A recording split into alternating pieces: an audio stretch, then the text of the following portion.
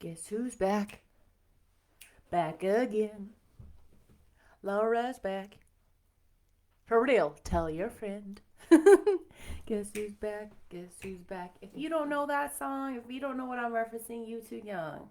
You too young to be like, I'm just kidding.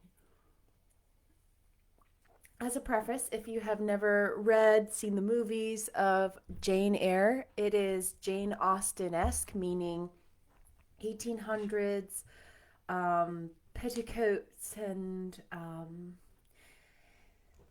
don't know, governesses and love and secrets, and not quite child age appropriate, not because it's lewd or anything like that, but just more romantic, more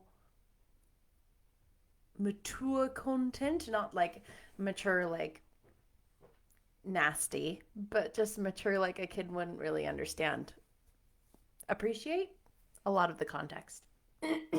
Okay. Are you ready for this? Oh my gosh, I love this book. I don't remember the last time I saw this book, but I read this book, but I have seen the movie many, many, many, many, many times. Jane Eyre, Chapter 1. There was no possibility of taking a walk that day. We had been wandering, indeed, in the leafless shrubbery an hour in the morning, but since dinner, Mrs. Reed, when there was no company, dined early. The cold winter wind had brought with it clouds so sombre, and a rain so penetrating, that further outdoor exercise was now out of the question. I was glad of it. I never liked long walks, especially on chilly afternoons. Dreadful to me was the coming home in the raw twilight, with nipped fingers and toes, and a heart saddened by the chidings of Bessie, the nurse, and humbled by the consciousness of my physical inferiority to Eliza, John, and Georgiana Reed. The said Eliza, John, and Georgiana were now clustered round their mamma in the drawing-room. She lay reclined on the sofa by the fireside, with her darlings about her, for the time neither quarrelling nor crying, looked perfectly happy. Me she had dispensed from joining the group, saying she regretted to be under the necessity of keeping me at a distance, but that until she heard from Bessie, and could discover by her own observation that I was endeavouring in good earnest to acquire a more sociable and childlike disposition, a more attractive and sprightly manner, something lighter, franker, more natural, as it were. She really must exclude me from privileges intended only for contented, happy little children. What does Bessie say I have done? I asked. Jane, I don't like cavaliers or questioners. Besides, there is something truly forbidding in a child taking up her elders in that manner. Be seated somewhere, and until you can speak pleasantly, remain silent. A breakfast room adjoining the drawing-room, I slipped in there. It contained a bookcase. I soon possessed myself of a volume, taking care that it should be one stored with pictures. I mounted into the window seat. Gathering up my feet, I sat cross-legged like a Turk, and having drawn the red moreen curtain nearly close, I was shrined in double retirement. Folds of scarlet drapery shut in my view to the right hand. To the left were the clear panes of glass, protecting, but not separating me from the drear November day. And at intervals, while turning over the leaves of my book, I studied the aspect of that winter afternoon. Afar, it offered a pale blank of mist and cloud. Near a scene of wet lawn and storm-beat shrub, with ceaseless rain sweeping away wildly before a long and lamentable blast. I returned to my book, Bewick's History of British Birds. The letterpress thereof I cared little for, generally speaking, and yet there were certain introductory pages that, child as I was, I could not pass quite as a blank. They were those which treat of the haunts of sea-fowl, of the solitary rocks and promontories by them only inhabited, of the coast of Norway, studded with isles from its southern extremity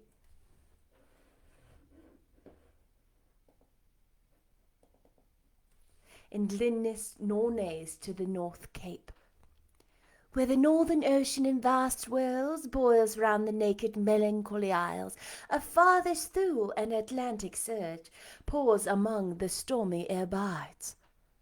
Nor could I pass unnoticed the suggestion of the bleak shores of Lapland, Siberia, Spitzbergen, Nova Zembla, Iceland, Greenland, with the vast sweep of the Arctic zone and those forlorn regions of dreary space, that reservoir of frost and snow, where firm fields of ice, the accumulation of centuries of winters, glazed in alpine heights above heights, surround the pole and concentre the multiplied rigours of extreme cold.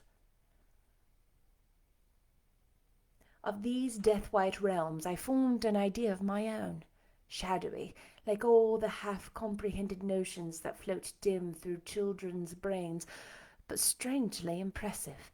The words in these introductory pages connected themselves with the succeeding vignettes and gave significance to the rock standing up alone in a sea of billow and spray, to the broken boat stranded on a desolate coast, to the cold and ghastly moon glancing through bars of cloud at a wreck just sinking. I cannot tell what sentiment haunted the quite solitary churchyard, with its inscribed headstone, its gate, its 2 trees, its low horizon, girdled by a broken wall, and its newly risen crescent attesting the hour of eventide. The 2 ships becalmed on a torpid sea, I believed to be marine phantoms. The fiend pining down the thief's pack behind him, I passed over quickly. It was an object of terror. So was a black-horned thing seated aloof on a rock, surveying the distant crowd surrounding a gallows. Each picture told a story, mysterious often to my undeveloped understanding and imperfect feelings, yet ever profoundly interesting. As interesting as the tales Bessie sometimes narrated on winter evenings when she chanced to be in good humour, and when, having brought her iron table to the nursery hearth, she allowed to sit about it, and while she got up Mrs. Reed's lace frills, crimped her nightcap borders, fed our eager attention with passages of love and adventure, taken from old fairy tales and other ballads, or, as I later period I discovered, from the pages of Pamela and Henry, Earl of Morland. With Bewick on my knee, I was then happy at least in my way. I feared nothing but interruption, and that came too soon.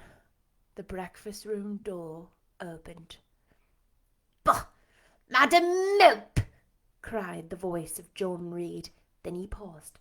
He found the room apparently empty. "Where the dickens is she?" he continued. "Lizzie!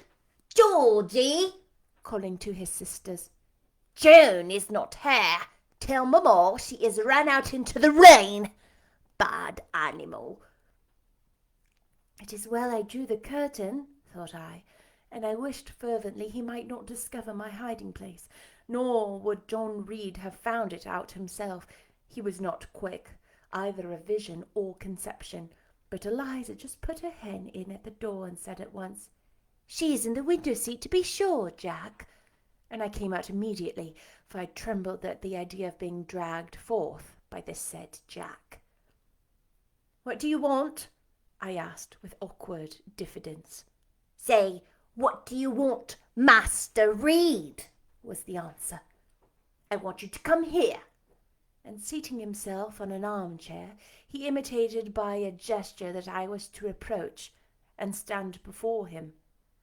John Reed was a schoolboy of 14 years old, 4 years older than I, for I was but 10, large and stout for his age, with a dingy and unwholesome skin, thick lineaments, and a vispacious visage, heavy limbs and large extremities. He gorged himself habitually at table, which made him bilious, and gave him a dim and bleary eye and flabby cheeks.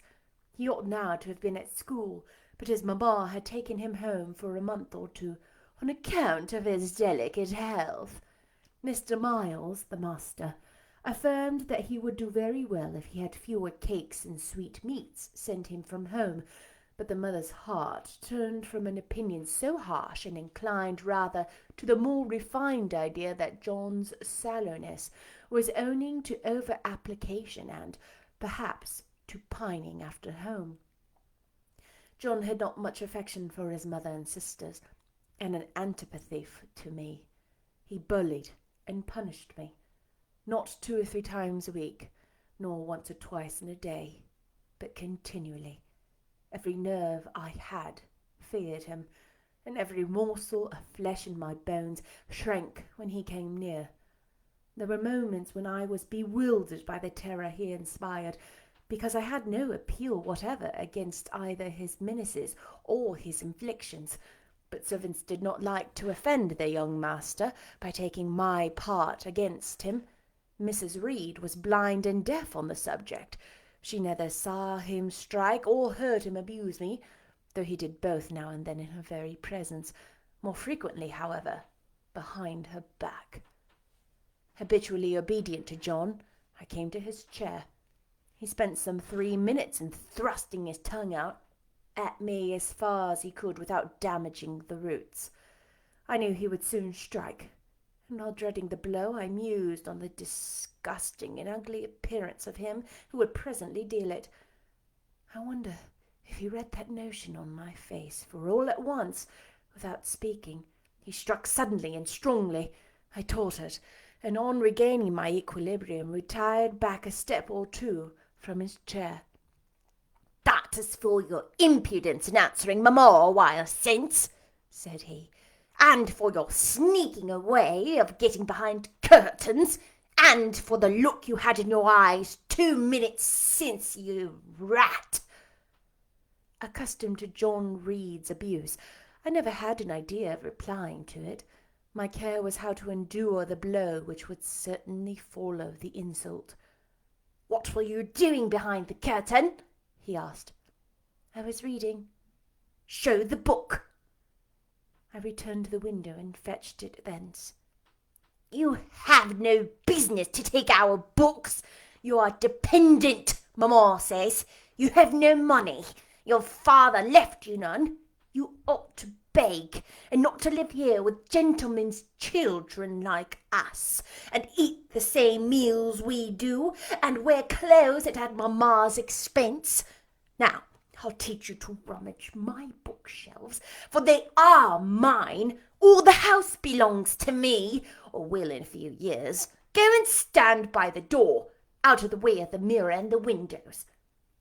I did so, not at first aware of what his intention, but when I saw him lift and poise the book and stand in act to hurl it, I instinctively started aside with a cry of alarm. Not soon enough, however. The volume was flung. It hit me, and I fell, striking my head against the door and cutting it. The cut bled. The pain was sharp. My terror had passed its climax. Other feelings succeeded. "Wicked and cruel boy," I said. "You are like a murderer. You are like a slave-driver. You are like the Roman emperors." I had read Goldsmith's History of Rome, and had formed my opinion of Nero, Caligula, etc. Also I had drawn parallels in silence, which I never thought thus to have declared out loud. "What? What?" he cried. "Did she say that to me? Did you hear her, Eliza? Georgiana? Won't I tell mamma? But first—" He ran headlong at me. I felt him grasp my hair and my shoulder. He had closed with a desperate thing. I really saw him in a tyrant, a murderer. I felt a drop or 2 of blood from my head trickle down my neck, and was sensible of somewhat pungent suffering. These sensations for the time predominated over fear, and I received him in frantic sort. I don't very well know what I did with my hands, but he called me "Rat! Rat!" and bellowed aloud. Aid was near him, Eliza and Georgiana had run for Mrs. Reed, who was gone upstairs. She now came upon the scene, followed by Bessie and her maid, Abbott. We were parted. I heard the words, "Dear, dear, what a fury to fly at Master John! Did ever anybody say such a picture of fashion?" Then Mrs. Reed subjoined, "Take her away to the dread room and lock her in there." 4 hands were immediately laid upon me, and I was borne upstairs. Oh, the drama, folks. That was chapter 1. I'm going to read chapter 2. It's quite a different dramatic, serious adventure from our other books. Our other books had serious elements to it, but it had a tone of comedy, right? Comedic events, not so much here. But we're going to have romance, we're going to have adventure, we're going to have hardship and trial, and we're going to become just as invested in these characters, which is really exciting. Goodbye from Jane Eyre. Goodbye.